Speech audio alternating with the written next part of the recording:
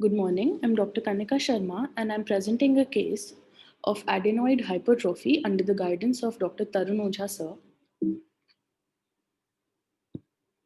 I'm presenting a case of patient Karan, son of Kabir Singh, 7-year-old Hindu male residing at Malviya Nagar, Jaipur. He's a student coming from middle socioeconomic class who came to the ENT OPD with complaint of mouth breathing since 2 years and complaint of snoring since 1 year as told by the mother.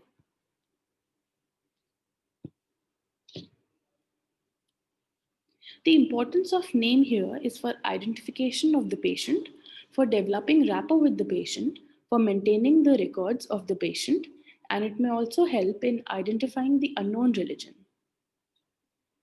The importance of age, bacterial pharyngitis, adenoid hypertrophy, herpetic gingivostomatitis, diphtheria, whooping cough, parotitis, and juvenile nasopharyngeal angiofibroma is mostly seen in younger age group, whereas pemphigus vulgaris and carcinomas are common in elderly. Importance of sex, oral submucosal fibrosis, leukoplakia, carcinomas, juvenile nasopharyngeal angiofibroma, melanoma, sialolithiasis, and Warden's tumor are common in male population, whereas burning mouth syndrome, hemangiomas, Sjogren's syndrome, and atrophic rhinitis are commonly seen in females. Importance of occupation. Septal perforation is more common in nickel, chromium, and arsenic workers, whereas people working in dusty environment are more prone to vasomotor rhinitis. Now, this is the modified Kuppuswamy classification, which is done for socio-economic classes. It includes three criterias, which are education of head of the family, occupation of head of family, and total per capita family income per month.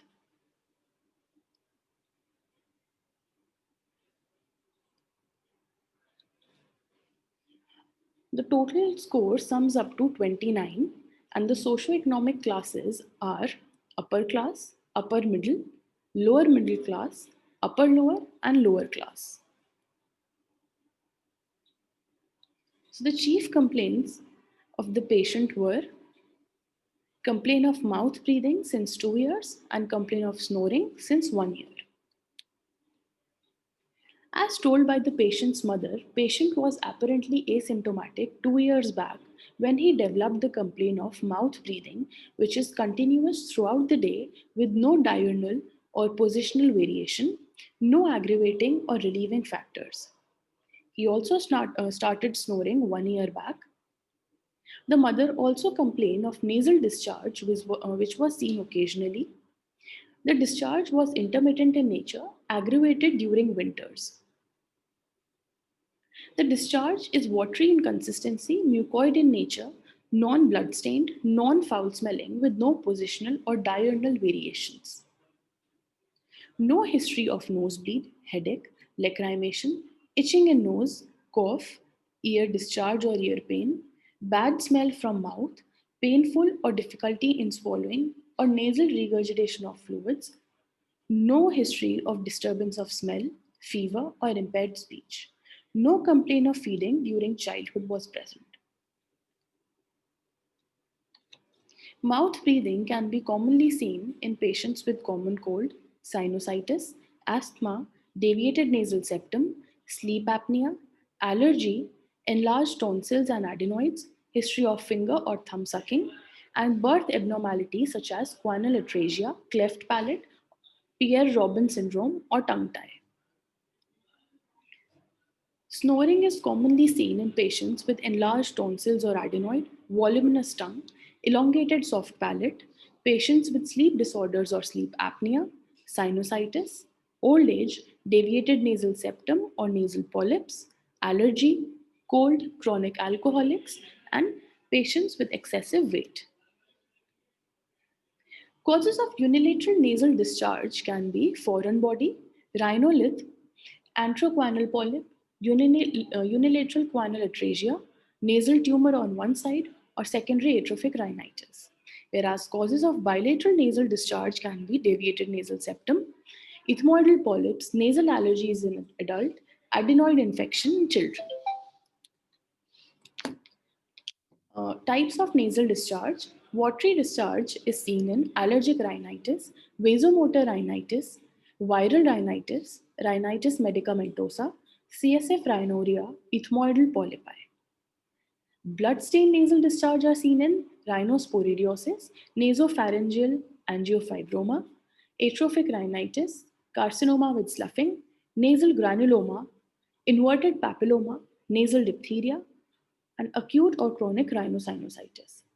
Purulent nasal discharge can be seen in bacterial rhinitis, sinusitis, tuberculosis, syphilis, long-standing foreign body, nasal granuloma, atrophic rhinitis, guanal atresia, nasal mass with secondary infection, foreign body, rhinitis sicca, furuncle, vestibulitis, and leprosy. Causes of unilateral nasal obstructions can be first infections, in cases of furuncle, hypertrophic turbinate, concha bullosa, antrochoanal polyp, and unilateral sinusitis. Congenital causes include atresia and stenosis of nares, unilateral choanal atresia, and nasoalveolar cyst. Traumatic causes can be foreign body, rhinolith, deviated nasal septum, and synecdoche. And neoplasms include papilloma, bleeding polyp of septum, benign and malignant tumors of nose and paranasal sinuses, and nasopharynx. Causes of bilateral nasal obstructions can be first infectious in cases of bilateral vestibulitis, rhinosinusitis, which may be infectious or allergic, in case of nasal polyps, atrophic rhinitis, septal abscesses, and large guanal polyp. Congenital causes include congenital atresia of nares, bilateral choanal atresia, and Thornwald's cyst. Structural causes collapsing nasal alveoli, stenosis of nares, deviated nasal septum, adhesions between soft palate and posterior pharyngeal wall, traumatic causes being septal hematoma, neoplasms including large benign and malignant tumors, and hypertrophic turbinates and adenoid hyperplasia. Causes of nasal obstruction in children include foreign body, adenoid hypertrophy, rhinitis, choanal atresia, and nasal diphtheria. Hypernasality of voice can be seen in case of paralysis of palate. Muffled or hot potato voice is seen wherein space occupying lesions of oropharynx are present, and hyponasality seen in enlarged adenoids or nasopharyngeal tumors.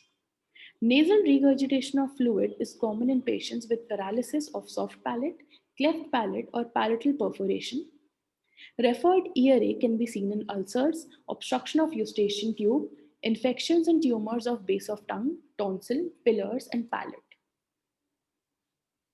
Odynophagia can be seen in tonsillitis, pharyngitis, aphthous ulcers, abscesses, namely peritonsillar, parapharyngeal, and retropharyngeal, and lingual tonsillitis. Dysphagia is common in tonsillar enlargement, benign and malignant tumors of tonsil, base of tongue, posterior pharyngeal wall, and parapharyngeal region. Halitosis can be seen in infected tonsils, malignant tumors, or dental caries.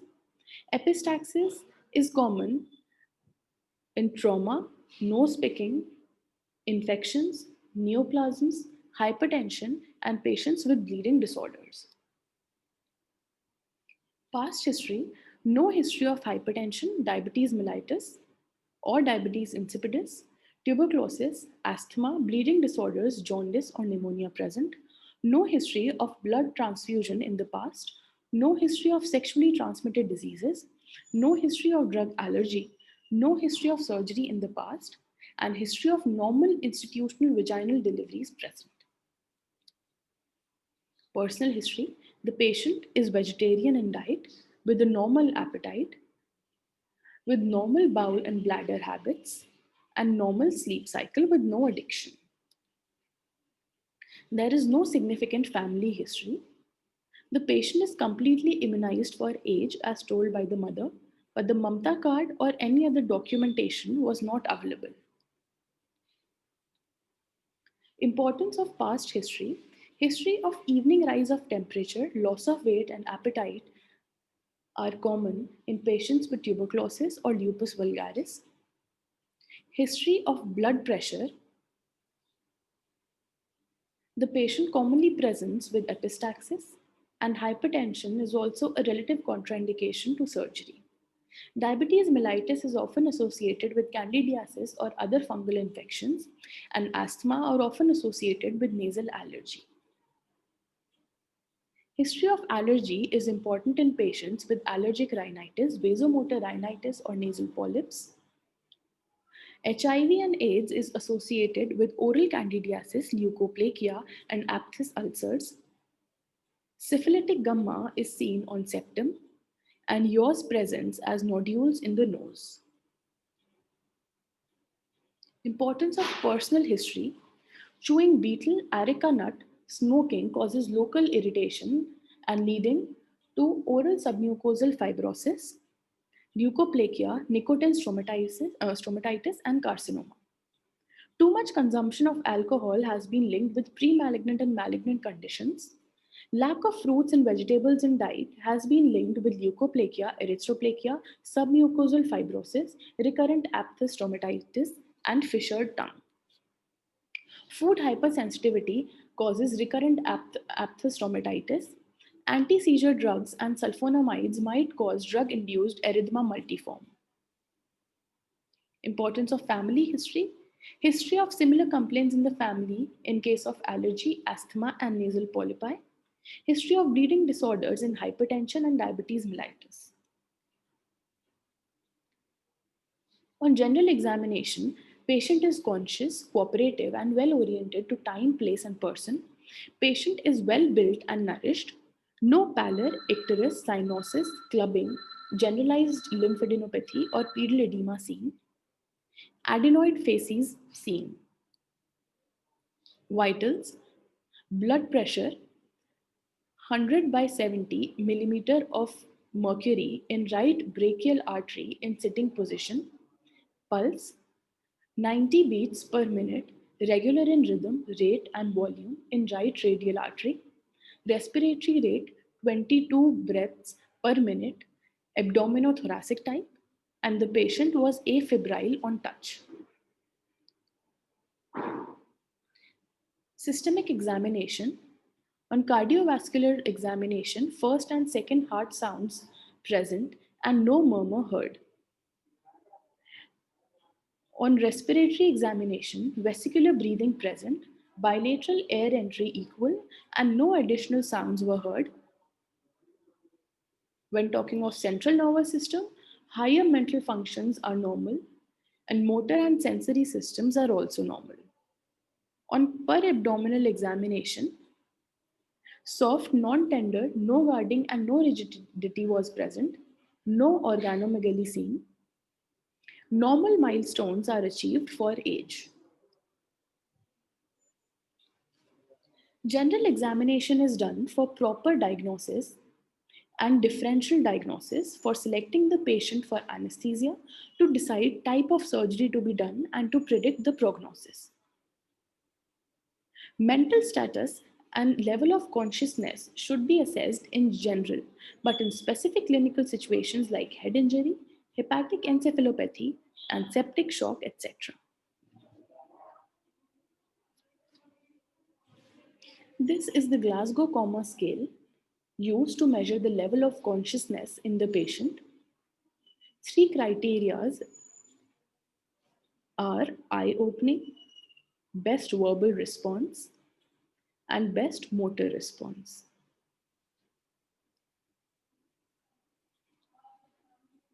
Built is structural organization of underlying skeleton. It is related to age and sex of the patient.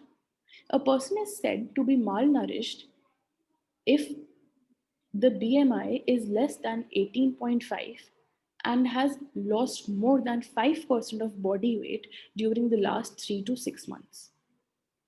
Infants are said to be malnourished if weight for height below -3 standard deviations. Visible severe muscle wasting and presence of bipedal edema according to WHO classification. Nutrition is the proportion of soft tissue structures, that is, muscles, soft tissues, and fat in relation to the bony structure. Protein deficiency causes rough skin, brittle hair, and edematous feet. Fat deficiency causes cachexia, hollow cheeks, and loss of fat in hips, abdomen, and subcutaneous tissue of the elbow. Pallor is checked in lower palpebral conjunctiva, mucous membrane of lips and cheeks, nail beds, and palmar creases. Causes of pallor are massive bleeding, carcinomas, iron deficiency anemia in case of Plummer-Vinson syndrome. Icterus is due to deposition of bile pigments with excess of it in the plasma. It is checked in upper sclera, better seen against white background by asking the patient to look at his feet and clinician pulls the upper eyelid upwards. It also can be checked in nail beds, air lobule, nasal tips, and on undersurface of the tongue. Cyanosis is due to the rise in level of reduced hemoglobin in the blood, causing blue or purple discoloration in the skin and mucous membrane. A minimum of 5 gram per deciliter of reduced hemoglobin should be present in the circulation to cause cyanosis. Peripheral cyanosis is checked in nail beds, palms and toes, tip of the nose. Tongue is not involved in peripheral cyanosis. Central cyanosis is confirmed by checking in tongue, nail bed, palms, and toes. Edema is the collection of fluid in the interstitial spaces or soft tissues. Edema will be clinically evident only when fluid accumulates more than 5 liters. Pitting on pressure is the cardinal sign of edema. Conditions in ENT with edema are metastatic lymph nodes pressing on the lymphatics in advanced cases of carcinoma, faucial diphtheria, keratosis, pharyngitis. Adenoid facies include the following characteristic.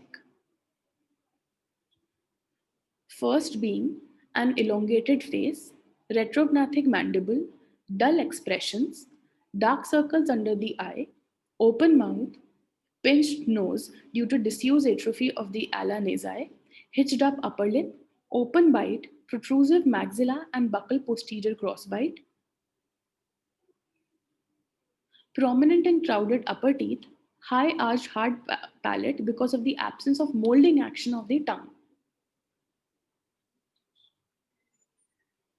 Others include rhizus sardonicus, seen in tetany, frog face facies in intranasal diseases, mask face, seen in Parkinsonism, moon face in Cushing syndrome, leonine facies in lepromatous leprosy, flat facies in Down syndrome, marfanoid facies in Marfan syndrome, monkey facies in marasmus, and chipmunk facies seen in beta thalassemia. Normal pulse rate is 60 to 100 per minute. 5 important characteristics of pulse to be examined are rate, rhythm, volume, character, radioradial delay, and peripheral pulses.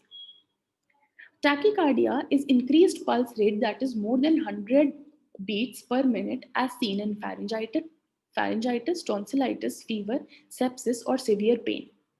Bradycardia means decreased pulse rate that is less than 60 beats per minute. Blood pressure, hypertension is persistent raised systolic and diastolic blood pressure. Systolic above 140 millimeter of mercury and diastolic above 90 millimeter of mercury. It is sustained elevation of systemic arterial pressure. Hypotension is diminished blood pressure, systolic pressure less than 90 mm of Hg. It is seen in cachexia of malignancy, tuberculosis, and anemia. Respiration, tachypnea, that is respiratory rate more than 20 breaths per minute, is rapid breathing seen in pharyngitis, metastasis, fever, and diphtheria. Gradual deepening of respiration alternating with short periods of apnea is called Kine-Stokes respiration. Fever, normal temperature is 36.7 degrees Celsius to 37.5 degrees Celsius. A diurnal variation of 1 degree Celsius is normal. Lowest temperature of the body is during morning between 2 to 4 a.m. and highest being in the afternoon. Fever is increase in the body temperature more than 1 degree Celsius or more than the maximum range. Sites where the fever can be assessed are oral cavity, axillary, or rectal. High grade fever in case of larynx is seen in tonsillitis and pharyngitis. Types of fever: continuous fever. Fever persists throughout the day and does not fluctuate more than 1 degree Celsius in 24 hours. Remittent fever is above normal throughout the day, but there is fluctuation of more than 1 degree Celsius in 24 hours. In intermittent fever, temperature is present only few hours a day and reaches to normal. When fever develops daily, it is known as quotidian. When fever develops on alternate day, it is known as tertian. And when the fever occurs every third day, it is known as quartan. Coming to the local examination,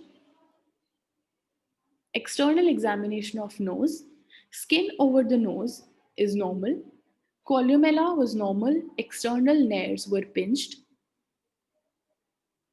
Decreased misting was present bilaterally on cold spatula test, and decreased movement of cotton fibers bilaterally seen on cotton wool test. On anterior rhinoscopy, nasal septum, nasal mucosa, nasal vestibule, nasal cavity, nasal floor, and inferior turbinates were seen normal on right and the left side. PNS tenderness was absent bilaterally. On posterior rhinoscopy, posterior part of the nasal septum was normal, normal bilateral choana.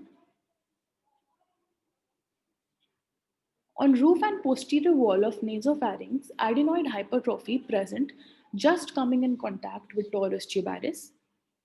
Opening of eustachian tube, fossa of Rosenmuller and torus tubaris were normal, and there was no discharge seen.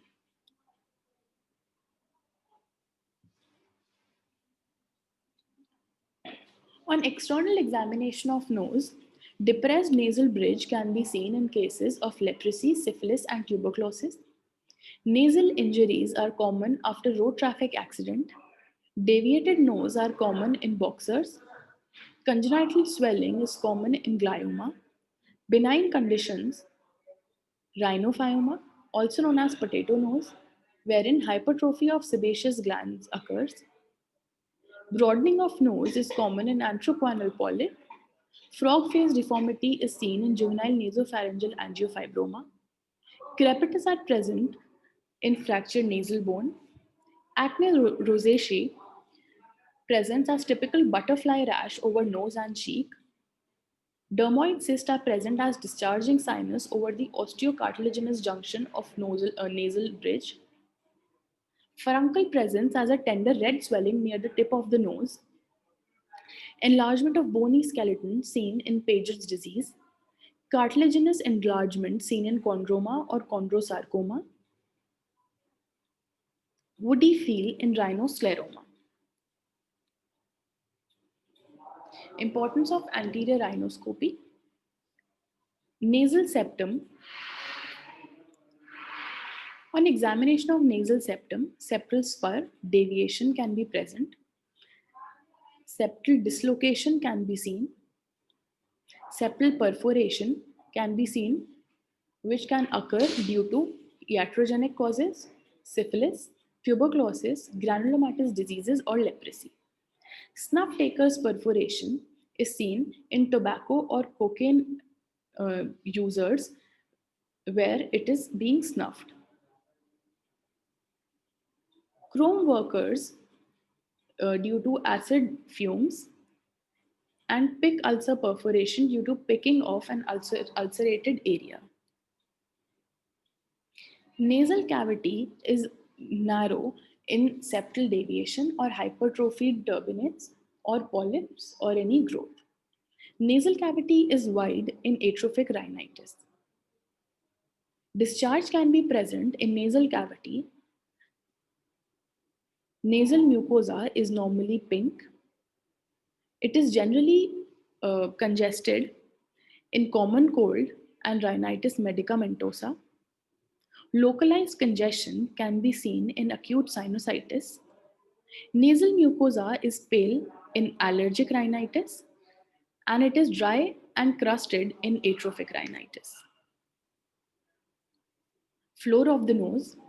Defects can be cleft palate or fistula. Swelling in floor of the nose is seen in dental cysts or neoplasms or granulations. Inferior and middle turbinates are enlarged and swollen in case of hypertrophic rhinitis or vasomotor rhinitis. They are small and rudimentary in cases of atrophic rhinitis and congested in inflammation and pale in allergy. Inferior and middle meatuses. Discharge and polyps in middle meatus are seen in infection of maxillary, frontal, or anterior ethmoidal sinuses, and between the middle turbinate and the septum in cases of infection in posterior group of ethmoid sinuses. Oral cavity examination. Mouth opening was adequate. Hinged up upper lip were seen. Gums and gingival-buccal sulcus were normal. Upper teeth were prominent and crowded. Floor of the mouth and buccal mucosa were normal. Hard palate was high arched, and anterior two-thirds of the tongue was normal. Oropharyngeal examination, bilateral base of tongue, uvula, soft palate, anterior pillars and posterior pillars, tonsils, and posterior pharyngeal wall were seen normal. No swelling and cervical lymphadenopathy was seen. Ear examination, pre-auricular region, post-auricular region were normal bilaterally.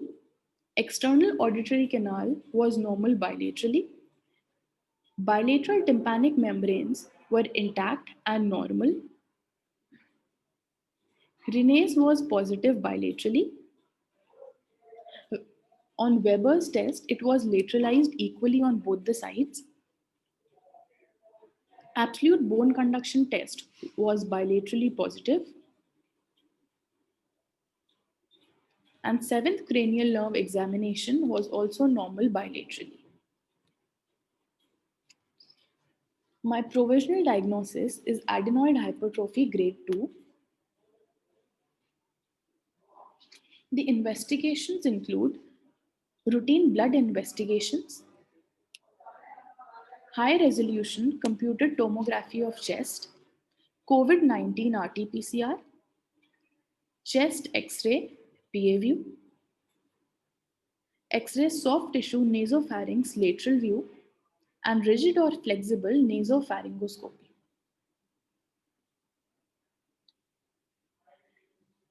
The cases can be medically managed by antibiotics, antihistamines, and nasal decongestants, breathing exercises, and surgical management as is adenoidectomy.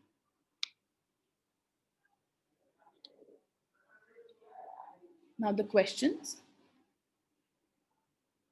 What is the endoscopic grading of adenoid tissue asked by Dr. Almas Vakil? So the endoscopic grading of adenoid tissue is divided in 4 grades. Grade 1 being where adenoid tissue fills 1/3 of the vertical portion of the choana. Grade 2, adenoid tissue filling from 1/3 to 2/3 of the choana.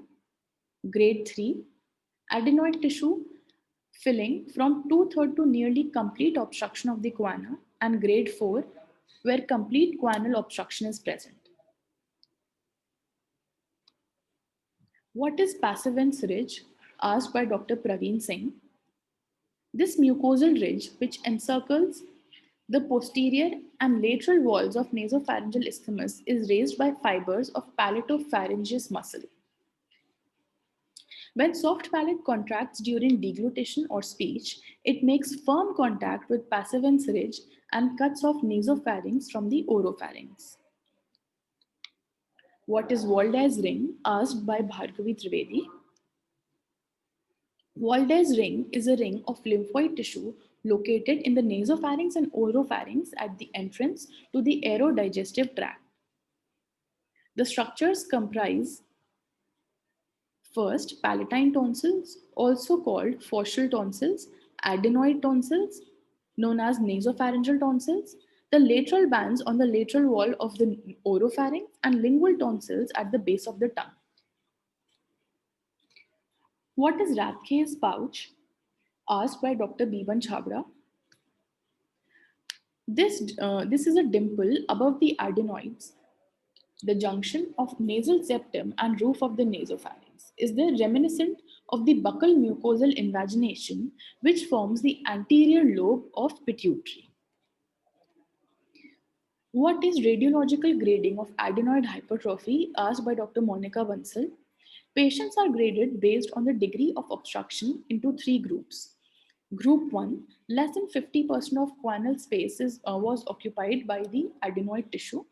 Group 2, where 50 to 75% of the guanal obstruction is present, and Group 3, where more than 75% of guana is obstructed.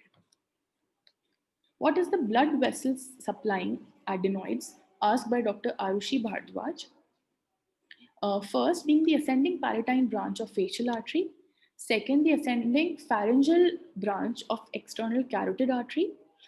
Third, being the pharyngeal branch of third part of the maxillary artery. And fourth, being the ascending cervical branch of inferior thyroid artery of thyrocervical trunk. What is the characteristic facial appearance in the adenotonsillar hypertrophy called, and what is the reason for it? Asked by Dr. Manan Balhara. The characteristic facial appearance in adenotonsillar hypertrophy is called adenoid facies or the long face syndrome. And the reason for it is the chronic nasal obstruction and the mouth breathing. What is the difference between the adenoid and palatine tonsils? Asked by Dr. Nirvika Gupta. Adenoid is a single tissue of lymphoids, whereas palatine tonsils are present one on each side. Adenoids are present in nasopharynx, whereas palatine tonsils are present in tonsillar fossa in oropharynx. In adenoids, only furrows are present and no crypts. On the other hand, in palatine tonsils, only crypts are present without any furrows. Capsule is absent in adenoids, whereas palatine tonsils have capsule. Adenoids are absent in adults after 20 years of age, whereas palatine tonsils are still present. What are the common causes of adenoid hypertrophy?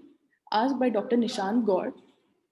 The common causes of adenoid hypertrophy in adults are chronic infection and allergy. Pollution and smoking are also important predisposing factors. Sometimes it is also associated with sinonasal malignancy, lymphoma, and HIV infection. Thank you.